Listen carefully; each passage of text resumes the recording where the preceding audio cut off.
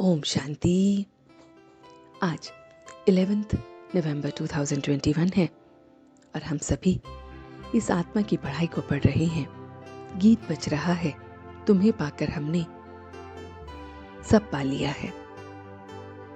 उस परमात्मा को पाकर हमने ये जहां ही पा लिया है। इस समय वो एक ही बाप है जो धनी है और हम सब इस समय धन के बने हैं। बाकी बच्चे तो निर्धन के बने हैं। ऐसा धनी बाप है जो बेहद के हमें सुख का वर्षा हमें देता है। बाप आकर सुख, शांति, संपत्ति देते हैं। हम बाप को बुलाते हैं कि पतित पावन आओ। बाप ही आकर फिर हमें गाइड बनकर, रहमदिल बनकर हमको सारा ज्ञान देते हैं। फिर बाबा हमें ब्रह्मा द्वारा अडॉप्ट भी करते हैं और कहते हैं कि शांति तो सिर्फ स्वीट होम में ही मिलती है। तो बाप को और नई दुनिया को याद करो। बाप के सिवा कोई देहधारी भी याद ना आए। तो बाबा कहते हैं, मीठे बच्चे, यही पढ़ाई है जो तुम्हें नर से नारायण और नारी से लक्ष्मी बनाती है। तो इस पढ़ाई को बहुत बहुत ध्यान से पढ़ना है।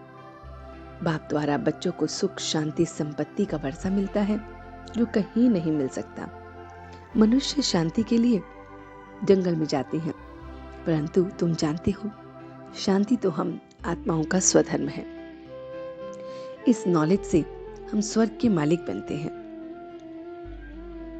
ये भगवान की पाठशाला है जिसमें हम रोज पढ़ते हैं कि काम महाशत्रु है, जिसने आदि मत है, अंत दुख पाते हैं।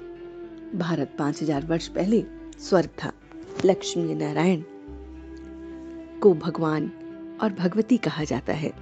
लक्ष्मी नारायण की डायनेस्टी और इस पढ़ाई से ही बनी है।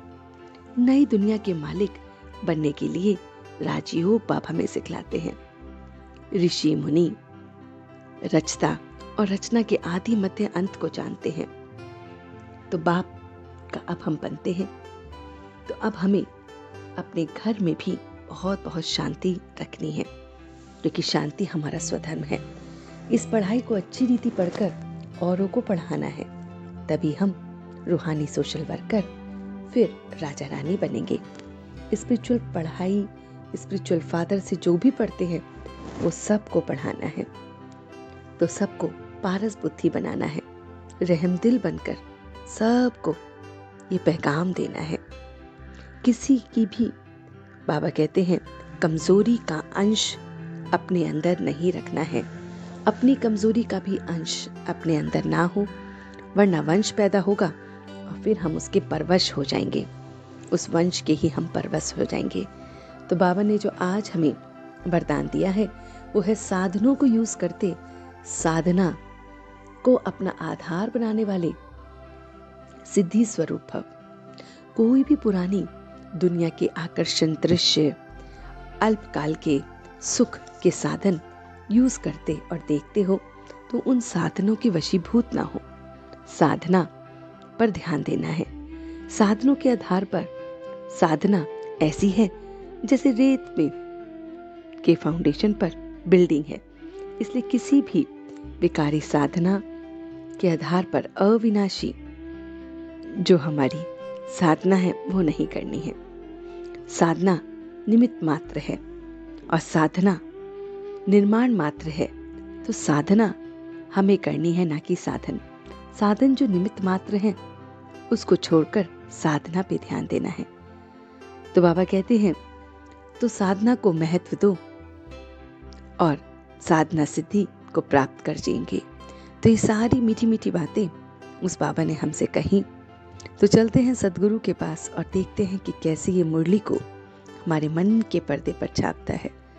तो आज बाबा हमें इस रूहानी पाठशाला में बैठा रहा है और हम इसमें बैठकर सुख, शांति, संपत्ति का वर्षा ले रहे हैं। बाप को याद करके ये सब कुछ हमें मिल रहा है। हम बहुत बहुत डिवाइन हो रहे हैं। हम साधनों को साधना में नहीं ला रहे हैं। किसी भी चीज की साधनों के आकर्षण में भी नहीं फंस रहे हैं। हम एकदम साधना में लीन हैं और उसे पक्का कर रहे हैं। अपनी कमजोरियों के अंश को भी हम दूर कर रहे हैं। उसके वंश से फिर हम एकदम परवश हो जाते हैं। उन सब को भूल बस अपने रूहानी सोशल वर्कर, उस स्पिरिचुअल फादर को याद कर रहे हैं, राजधानी को याद कर रहे हैं, वर्षे को याद कर रहे हैं, सुख संपत्ति शांति इन सब को याद कर रहे हैं। और अब हम सच्चे दिल से उसका शुक्रिया अदा कर रहे हैं। हम सब रूहानी बच्चे मिलकर अपने रूहानी बाप दादा को याद प्यार और गुड मॉर्निंग करते हैं। गुड मॉर्निंग जी, गुड मॉर्निंग, गुड मॉर्निंग। शुक्रिया बाबा, शुक्रिया। वाह बाबा, वाह वाह बच्चे, वाह में आत्मा, वाह ड्रामा, वाह। ओम शांति, ओम शांति, ओम शांति।